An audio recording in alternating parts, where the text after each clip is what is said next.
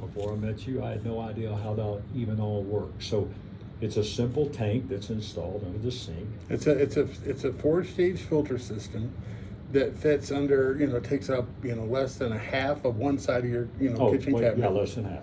Yeah. Less than half. And so then you have the holding tank. So the water goes through 3 filtration stages, then it goes into a holding tank, and then when you turn on the faucet to draw the drinking water, it goes through a 4th filter, which is like a polishing filter. Okay. So in your case with the soft water goes through the reverse osmosis. It goes through a 3-stage filtration system that's, also a nanofiltration system. And so that nanofiltration at 0.001 micron is small enough where we can start capturing, these small microplastics, attacking the, organic pharmaceuticals and other organic contamination. And then, there's something else before I forget that I wanted to mention. This week, the FDA announced a recall of over 70,000 cases of Fiji natural artesian water bottles over concern of contaminated with manganese. So, the bottled water contamination is becoming more and more of an issue, the nanoplastic contamination of bottled water. So I think it's really important that we really, have to take, water filtration, the water quality, our own responsibility. I mean, you can purchase stainless steel water containers yourself, right? And then, one thing you're going to have to do too, Scott, is get a countertop ice cube maker. I know. And make that with the RO water, dude. I'm telling you, there's nothing better.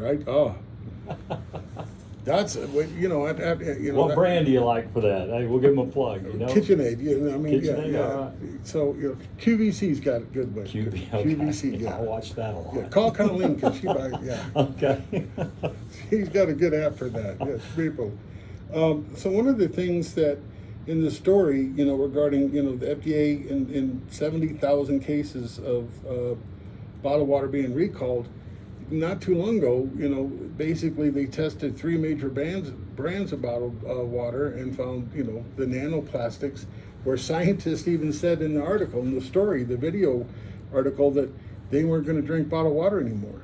And part of that contamination problem with bottled water is they found nanoparticles of the reverse osmosis membrane fibers.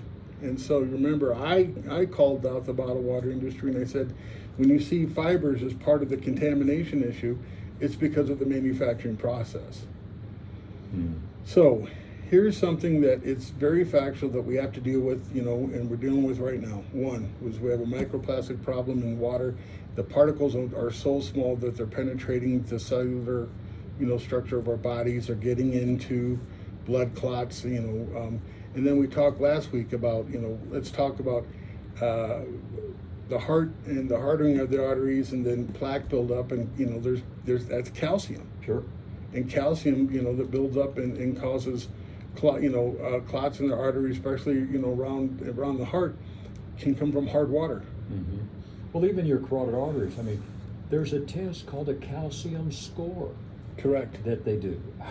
So this 1,000% fits in to what our cardiologist was saying. And again, I'll put a call into him. Hopefully he'll call me this next week, and we can get him on to talk about it. But I mean, he clearly stated that they are seeing this come to fruition here with his patients. And I think this is something that is only going to, the story is only going to become more profound. There's going to be more articles out there, more stories out there regarding the effects of, in the health effects of microplastics in our body.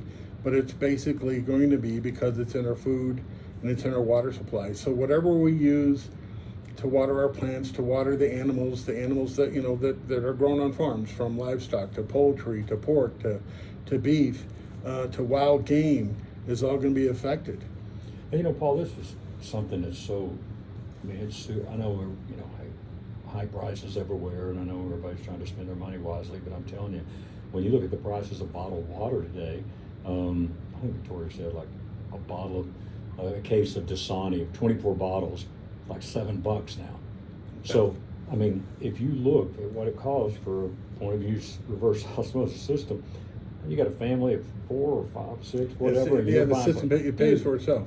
It doesn't take long to pay for itself. Pay for itself. I found the article, Scott, that I was talking about, the Denver Post, Mile High Roundup. It was sent May 25th, I think. Anyway, the question here is, it says drinking water for 260,000 Coloradans exceeds the new limits of forever chemicals. How will providers find millions to fix the water? Yep. This was actually, I just pulled it up too. April 21st, 2024 at 6 a.m. All right, Right. that hit. So nearly 268,000 Coloradans will need tens of millions of dollars over the next 5 years to comply with new federal limits of harmful forever chemicals. But finding the money will be a challenge, especially for small rural systems. The 27 water systems identified by Colorado Department of Public Health and Environment as exceeding the new standards range in size from Thornton, which serves about 155,000 customers, to Dawn of Hope Ranch, a religious retreat in Teller County that serves 55 people.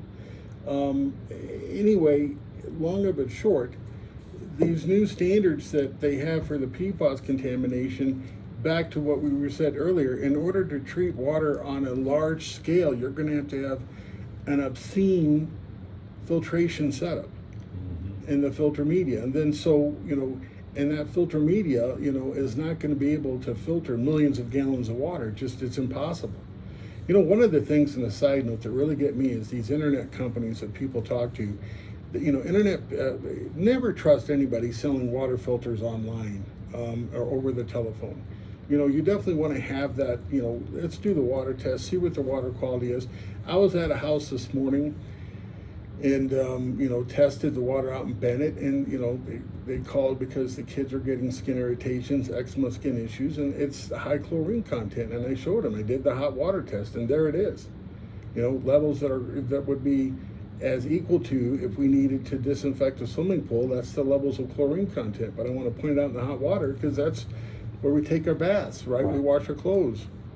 And so the hot water heaters can be an accumulator of the chlorine, because water sits and sits and sits, and it's a chloramine, it's a chlorine ammonia. So, there's let's think of the 5 main problems we have in water today. Okay? All right, ready? All right, so number one, in my personal opinion, number one problem would be the forever chemicals, just because of the cancer causing risk, that it's there, right? I think the second one then would have to be the total chlorine content, because the total chlorine content is a necessity to sanitize the water, to basically zap bacteria and viruses as it's being fed, but we're drinking that and then we're breathing that in when we take a shower. Mm-hmm. Number 3 has to be the microplastics. Yep. And number 4 could jump up to number 1 any day, but number 4 is absolutely pharmaceuticals. And then the 5th problem that, is good old-fashioned hard water. Because hard water also can create health issues. Hard water can create, again, we talked about it, plaque and artery buildup, and you talked about the test, right? The calcium test, and that comes from water. Kidney stones, gallstones, glaucoma. Hardness builds up, and affects our joints, affects us for arthritis. So there's several things, the 5 things on top of, other elements. What are other elements? Well, you don't want to have arsenic in the water for sure. You don't want to have uranium in the water. You don't want to have radium in the water. And these are all elements that can be found here in Colorado. Right. Here's something real quick before break. EnvironmentAmerica.org. And I emailed this to you, Paul, just now. But it goes through what are PFAS. And of course, I think we've answered that pretty good. But here was one thing that it said really quick. Let's see here. Well, can't find it now. 90-something% here. I'm trying to find, so I don't want to say it wrong. Other states have taken action reducing the amount of PFAS introduced to homes and communities. There's a coalition including Safer Chemicals, Healthy Families, and Toxic-Free Future. help convince the parent company of Burger King, Popeyes, to stop using PFAS in food packaging by 2025. I mean, it's everywhere. And let's see here. In 2022, it says Colorado passed a major bill reducing the sale of different consumer products containing added PFAS, but not every product was covered. Later in 2024, another bill will be passed, continuing our state's progress to protect Coloradans from these dangerous chemicals. But again, Here's one. the expense is going to be enormous, as you say. Well, here's one. It says that there's over 700 U.S. military bases in the United States with potential PFAS contamination. 700. PFAS containing firefighting foam would seep into nearby rivers and waterways contaminated drinking water sources. In 2022, the U.S. Department of Defense identified at least 700 U.S. military bases with known potential PFAS contamination. Right. And last thing before the break, it says, in fact, studies have shown that 98% of humans in the U.S. have some amount of PFAS in their body. Thus, the sewage turned to fertilizer, contaminating, farmers' fields. Mm-hmm. This is a serious issue. Absolutely. Red alert. Red alert, everybody! Hey, give Paul's office a call, 303-862-5554 for your free in-home water test. And I have not mentioned this today, but hey, if you've got a current system and maybe you just want to see if it's operating properly and functioning the way it's supposed to, and maybe what you were sold that it was doing for you and your family's water quality, hey, give Paul a call. They'll come out and they'll check that out for you at no charge as well. You're listening to Water Talk. We'll be right back.